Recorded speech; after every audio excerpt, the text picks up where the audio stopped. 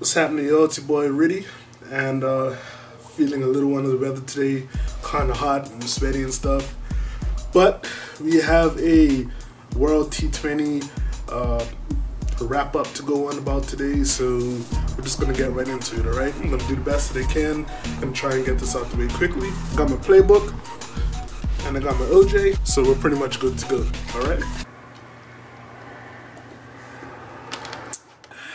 Alright, y'all, so let's get in. The last time that I put a message up was on Thursday, and since then we've had 6 matches, and some have been very interesting, some have been surprising, some have been a little disappointing, but we're just going to go through those really quickly, just to let you know what's going on, alright? On Friday, one of the games was Afghanistan versus England.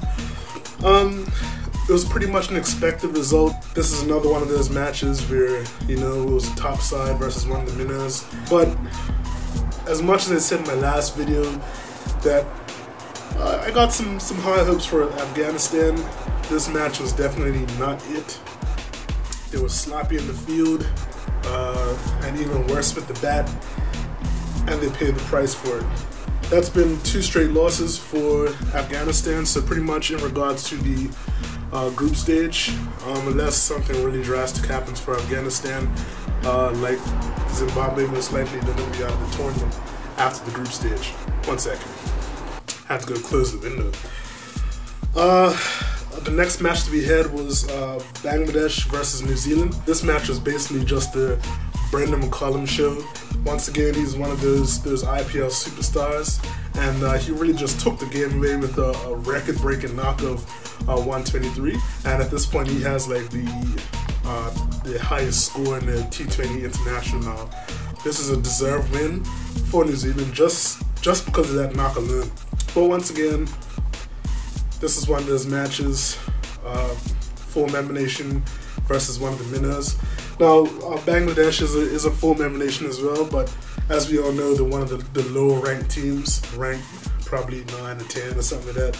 So, hoping for some good playing by them, but this just wasn't their match today. This match was actually looking to be one of those embarrassing record-low type games by Bangladesh, but thanks to a 50 by Nasser Hussain, they were actually able to bring it up to a pretty respectable score. New Zealand had scored like 190 something, I don't remember how much it was. Bangladesh made about 138. So in the end, it was still a big defeat, but it wasn't as big as it looked like it was going to be. Saturday was basically just a rain out day, and I was pretty annoyed about this because I was actually, home to watch the games. First match was Sri Lanka versus South Africa. I didn't really get to see too much of the match. It was pretty much rained out by the time I actually turned on the TV to watch it. In general, the game it ended up being just like a 7-over contest. I guess you could call it a T7. I don't know, maybe just a 7-over shootout. South Africa put up a good score for the 7 overs. I guess that was when their innings probably got rained out, so they put up 78. Sri Lanka came inside there, and as I said before, South Africa has a really good bowling side, and I'm sure they were able to contain Sri Lanka, and Sri Lanka only made probably roughly about 48. So that was it for that. South Africa won the match, so one of my predictions is true once again. Yes. I still think South Africa is going to be the team to beat in this tournament, but we'll see how it goes. The next match, this was also affected by rain. This was the Aussies versus the Windies, and it was a match that I was really looking forward to. As I've told you guys before, the West Indies is my team, so they're the team I have the most vested interest in. I just want to see them do really well. And for their batting, I was blown away. They did really well. They consolidated at the top. Gale started off nice and slow, and then he picked up right into 5th gear, started hitting them off the park, and he made a really quick 50. Samuels also contributed with the bat as well. Samuels also made a 50. Dwayne Bravo played a great cameo too. He put in 27 as well. And they ended up making 191 by the end of their innings, which was awesome. For any team out there, anything in the range of 180 to 200 is a pretty pretty hefty target to get in the T20. So kudos to West Indies for actually putting up a score that high. Now, having said that, this is where the consistency issue comes in. After putting up a great score like this, you think that they would go out there, build as hard as they can, contain. In a case like this, all they needed to do was just contain the Australian batsmen. When you have a score of like 191, approaching almost 10 runs and over, it doesn't take long for that run rate to really build up, the required run rate. And all they had to do was just contain. But thanks to some sloppy bowling by Ravi Rampal and Fidel Edwards in the first 2 overs of the match, Australia were already 30 plus runs ahead, or they already have 30 runs in the first 2 overs, and that just pretty much continued until rain stopped the match. One of my favorite all-rounders there, I forget his name already. What's his name? I got it, finally. Shane Watson. Shane Watson is, I think on that team, he is one of the guys to really get out. You have to get him out quickly. You know, he's a big, powerful man, can really hit the ball out the field. He's experienced, he has a lot of talent, and he's definitely, I think, on that current team, he's probably the most dangerous out of all the batsmen. He was one of the guys who really got going, and Warner as well. Warner really got going, and I felt that the West Indies actually got a break with the whole rain interruption at the end of the game. It was actually Duckworth-Lewis that decided to win it. As I said, I felt they got a break because I would have been really upset to see the game go 20 overs. West Indies put up such a high score and then still lose. That's how it went. At the end of the break, Australia were way ahead of the par score, and they ended up winning the match. So kudos to Australia for batting really well, and West Indies, you really need to pull your socks up, especially in the bowling department. You can't come out there slack and expect to win the match. You need to really tighten it up. They should possibly look at a change in bowlers. I don't know, I'm not too sure who else they have in the wings. I know Andre Russell was sitting this match out. They need to really think about getting that bowling tight. Ravi Rampal on a good day he bowls really, really well. I'm not too sure what happened this time around. He was horrible and he was really expensive in his first over. And whoever they brought in after that, they just couldn't really do anything either. Even Sunil Narayan was getting hit around the field too. So let's work on that, guys. We gotta do well. All right, and the last 2 matches that we're gonna discuss are the matches that happened today.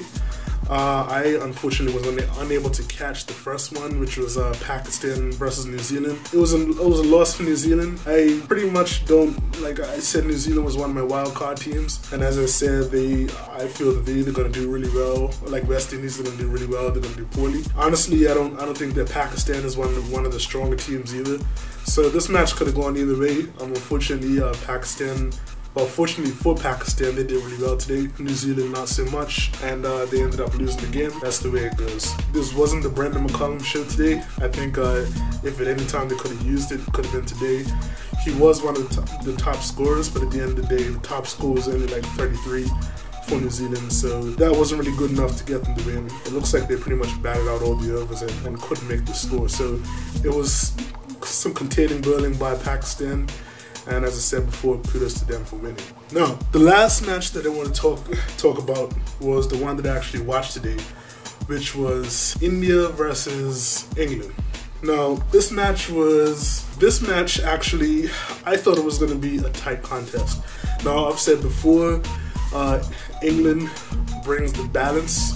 They're a really well-balanced team with their bowling and batting, so I felt that they would do really well. Now, if you also remember last video as well, I said that England was also one of the teams that there's a chance that I felt they wouldn't do well in this format either. India went in there to bat, and when I actually joined into the game, because I woke up late, hey, it's a Sunday, right? You sleep in. Oh, and the matches here as well. The matches for me start at like 7 o'clock in the morning is the first match, and like 11 o'clock is the second match. So on the weekend, good luck me catching that first match. Just throw that out there. I thought it was going to be a tight match between these two teams. India with the awesome batting lineup, and England with the strong batting lineup and the good bowling. All I could say is England, words can't explain what I was watching when England went into bat. All I'm saying is that they were playing They were getting out, trying to play trick shots. They were trying to give themselves room to cut the ball to the offside, and they were missing. The spin bowlers on the Indian team absolutely obliterated England. I haven't seen a loss that bad for a team that strong like England in a long time. I don't know what happened that match, but England, you played horribly. Horribly. One thing that we've seen here is that India has managed to definitely expose a weakness that England has right now, which seems to be against quality spin bowling. They were having a heck of a time trying to pick the balls that the bowlers were going to bowl. And in general, I felt like I was watching the West Indies play, because the West Indies don't do well against spin, but it's obvious that England has some serious trouble with spin. I don't know if this is a spin in the subcontinent or what, but this is the worst batting display against spin that I've seen in a long time.